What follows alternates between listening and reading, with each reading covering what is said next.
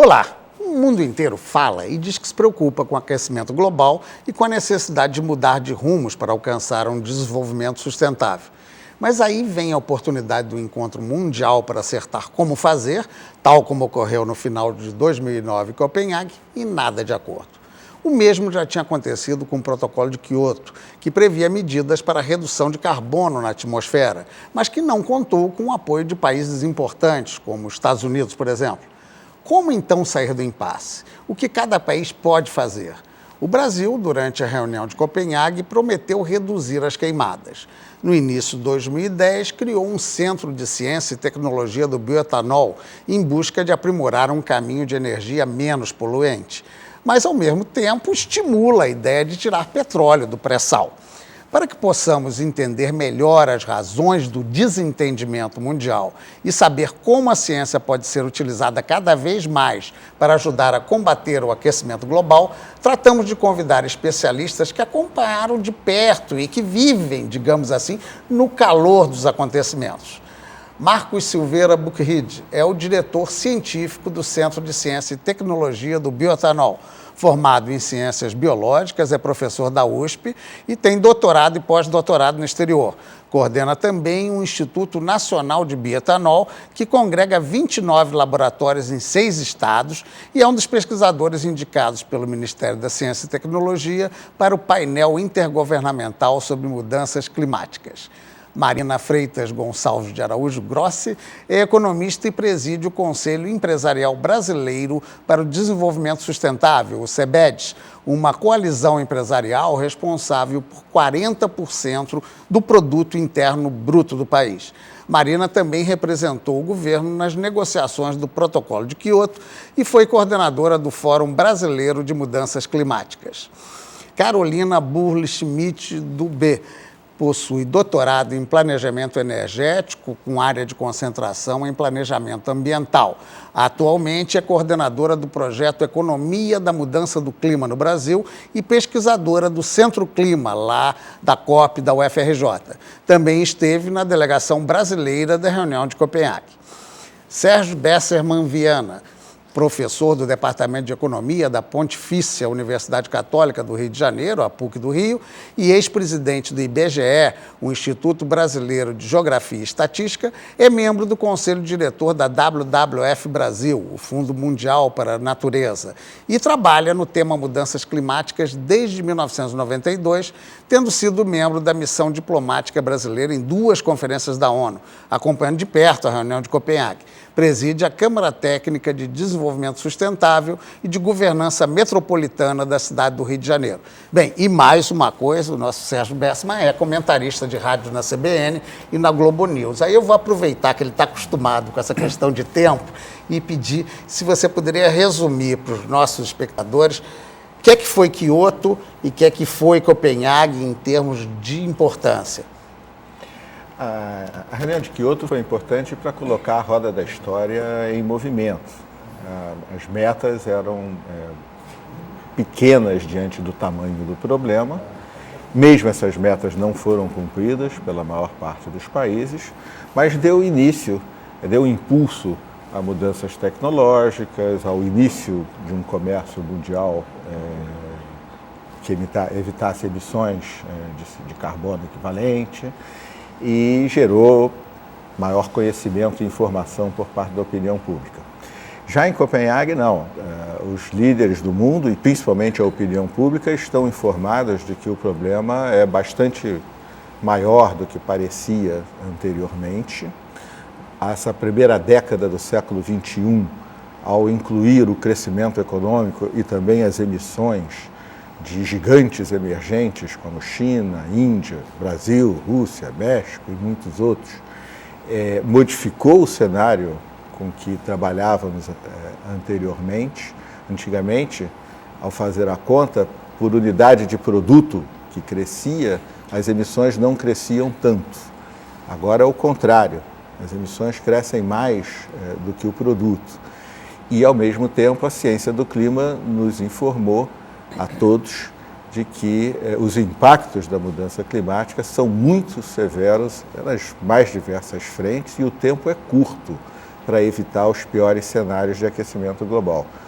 Agora, em Copenhague, não foi possível um acordo que já tomasse decisões sobre como enfrentar o problema.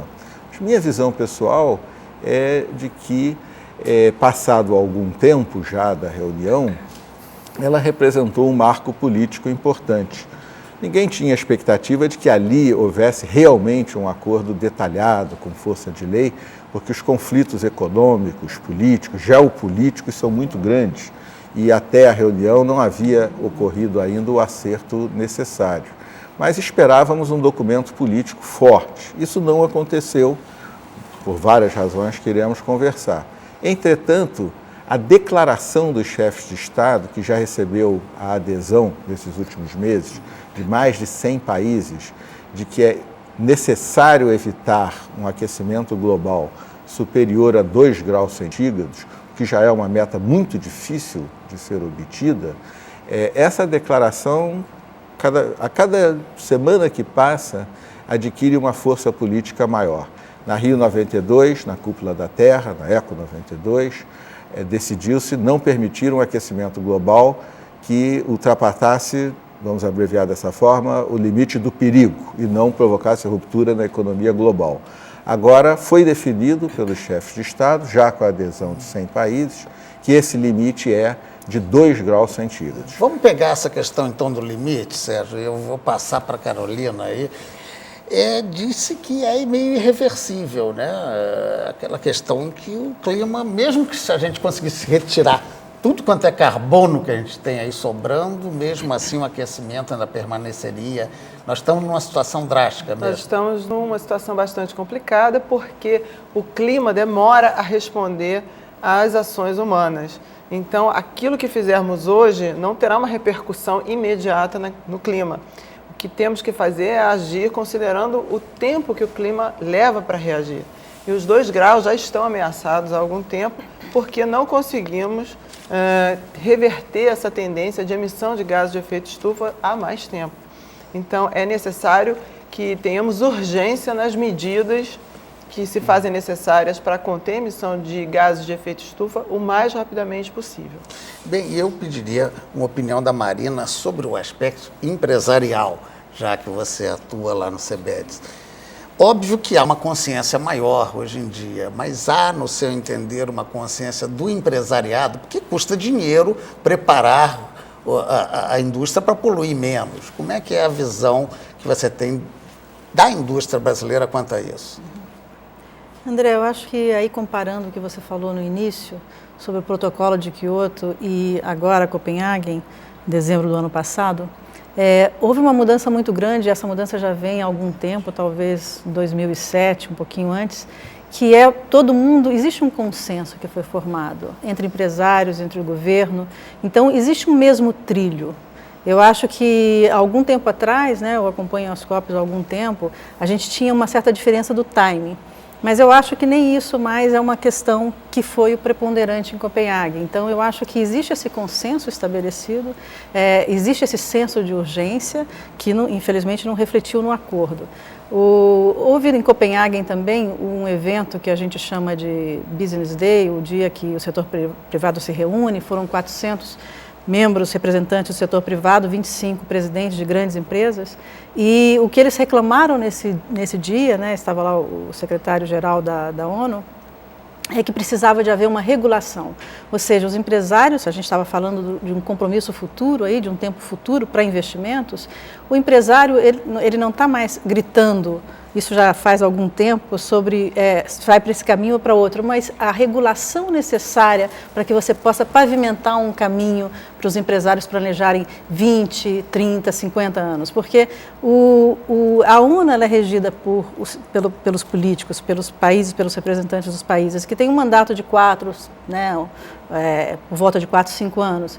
Então, é diferente do tempo que tem o empresariado. E nesse momento que a gente não conseguiu um acordo vinculante em Copenhague, mas eu acho que não foi tão insatisfatório assim, Mas a sua decepção não foi grande por quê? Não, porque a ONU, ela não pode, a ONU é feita por consenso, não tem como você obter consenso de tantos países. E se um país discordar, você não obtém nenhum resultado, né? Então basta um discordar.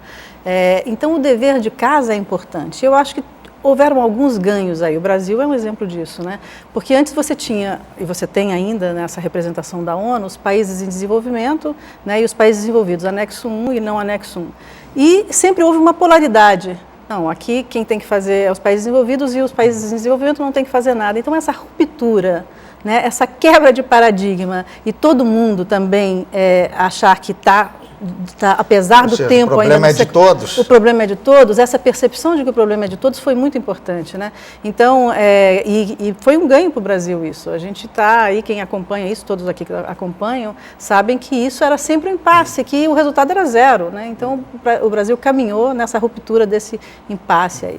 Bem, eu vou pedir aqui a participação do nosso Marco. Dê a sua opinião sobre a questão de Copenhague, depois a gente discute um pouquinho as fontes alternativas. Bom, a questão de Copenhague, a falta do acordo, o Brasil colocou a questão de parar o desmatamento. Isso é absolutamente fundamental porque o nosso país ele retém a maior floresta tropical do planeta e o clima, no fim das contas, é determinado pelas plantas e pelas florestas.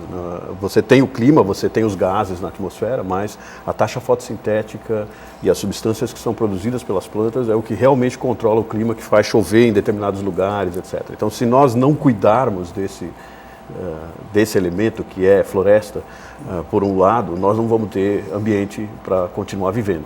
E o outro lado, que é muito importante, é o lado do alimento, da agricultura, porque a mudança climática, esses 2 graus, eles vão gerar, por exemplo, nós já temos dados aqui no Brasil, mas já existem milhares de trabalhos publicados no mundo a respeito, quando você aumenta a taxa fotossintética, você acaba diluindo os nutrientes, por exemplo, das sementes que a gente come. Então você vai ter alimentos menos nutritivos no futuro se nós tivermos esse problema, não tomarmos esses cuidados. Então, aí existem saídas que os países vão ter que tomar, que é desenvolver novas variedades, por exemplo, variedades novas de soja, variedades novas de milho, etc., que não respondam dessa forma, utilizando tanto o desenvolvimento de variedades na genética clássica como a questão dos transgênicos, quer dizer, usar plantas transgênicos para serem colocadas no mercado. O que já é também uma grande discussão. O que já é uma grande discussão. Nós já, no milho, por exemplo, já mais de 60% do milho que a gente tem no Brasil já é transgênico, a gente já come isso, então é uma questão... Bem, eu vou pegar esse gancho aqui para a gente retornar daqui a pouquinho, depois do intervalo, para exatamente verificar já as opções concretas que a gente tem para influir no clima. Um instantinho só que a gente volta já já.